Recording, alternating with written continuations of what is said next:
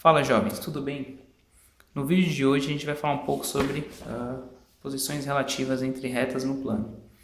Então, se a gente tem duas retas no mesmo plano, a gente tem três possibilidades.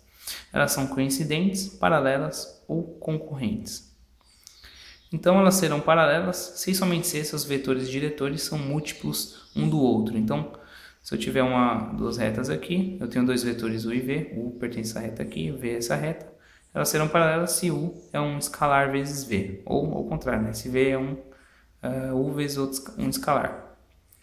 E se elas são paralelas, elas podem ou não ser coincidentes. E elas são concorrentes caso se interceptem em um único ponto. Então a intersecção aqui, no caso dessas retas aqui, elas são concorrentes porque elas se intersectam só apenas em um ponto. Então a gente tem um teorema aqui. Então, dadas as duas retas no plano descritas pelas equações de R e S, que eu chamei as duas retas, então a gente tem a R é definida por AX mais BY mais C igual a zero, e a S é a linha X mais B' Y mais C' igual a zero. Então, se o vetor ABC é múltiplo de A', B', C', essas retas elas são coincidentes, ou seja, é como se fosse a mesma reta. Se o vetor definido por AB é múltiplo de A', B', ou seja, se os coeficientes angulares das retas são iguais, então essas retas são paralelas. Agora, se o vetor AB não é múltiplo de A', B', então essas retas não são paralelas. Certo? E a gente pode também definir posição relativa entre retas no espaço. Então, a gente pode ter retas reversas, elas não estão contidas no mesmo plano, ou coplanares estão contidas no mesmo plano. E se elas são coplanares, elas podem ser coincidentes, paralelas ou concorrentes. Então a gente tem um teorema aqui, então a gente tem duas retas R e S, definida por A mais VT, então a gente tem a equação vetorial da reta R, e a outra equação é B mais o S, equação vetorial da reta S. Então essas duas retas são coplanares, se somente seus vetores AB, U e V são LI, ou seja, se você pegar o ponto A e o ponto B e definir um vetor entre eles, se pegar o vetor V e o vetor U, eles forem LI, então elas são coplanares. Então o que isso quer dizer? Se a gente calcular o produto misto entre U, V e AB, isso aqui tem que dar zero. Isso aqui seria o equivalente a dizer que o sólido formado pelo vetor U, V e o AB, ele tem volume zero. Ou seja, eles são coplanares. Então a gente considera aqui U igual a 1, U2, U3, V igual a V1, V2, V3, AB igual a ABC. E a gente sabe pela definição que o vetorial V, produto escalar com AB, é o produto misto entre esses dois caras. A gente tira um módulo deles, então é o módulo do determinante formado pela matriz das suas componentes. Então a determinante dos componentes de U aqui, componente de V aqui, componente de AB aqui. Isso aqui tem que ser igual a zero para que as retas R e S sejam coplanares. A gente também pode ter posições relativas entre retas e planos. Então, dado uma reta R e um plano π, a gente pode ter que a intersecção de R e π é vazia, ou seja, não se toca em nenhum ponto. E aí, nesse caso, o R é dita paralela ao plano π. A gente pode ter a intersecção de π e R é um único ponto, e nesse caso o R é dita transversal ao plano π. E a gente pode ter o caso que a intersecção do plano π e da reta R tem pelo menos dois pontos.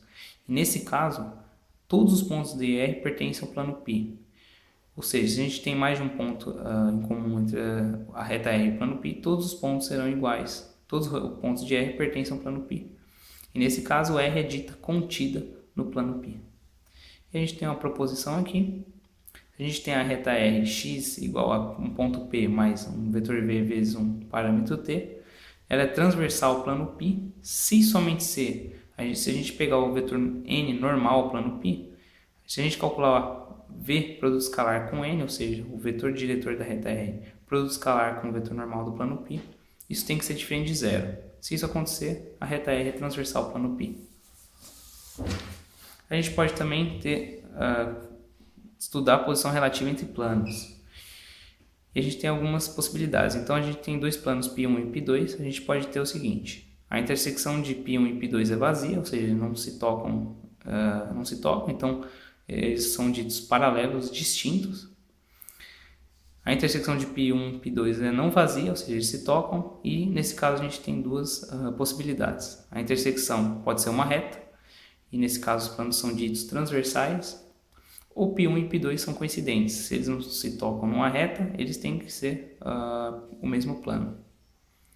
A gente tem uma proposição aqui, então, dados os planos π1 e π2 de equações A1x mais B1y mais C1z igual a D1 e A2x mais B2y mais C2z igual a D2, respectivamente, então, os planos π1 e π2 eles serão paralelos se os seus vetores normais forem paralelos. Lembrando que A2, B2 e C2 é a componente do vetor normal ao plano π2 e A1, B1 e C1 são as componentes do vetor normal ao plano π1.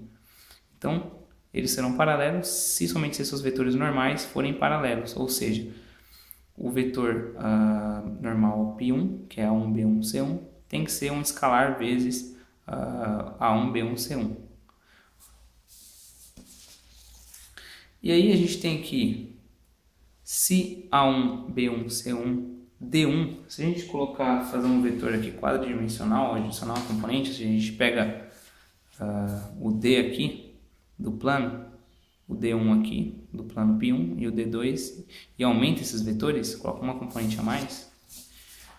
Então se a gente tem que esse vetor formado por essas componentes igual a alfa vezes esse outro vetor aqui do π2, então esses planos são coincidentes, ou seja, são o mesmo plano. Se isso aqui é diferente, então os planos são paralelos, só que tem uma certa distância entre eles. E outra definição aqui, os planos π1 e π2 são paralelos, então se os vetores normais não forem paralelos,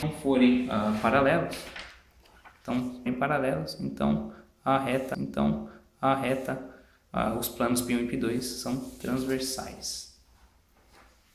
Bom, por hoje é só. Para dúvidas, sugestões, críticas e observações, acessem o link do formulário na descrição do vídeo. Até a próxima!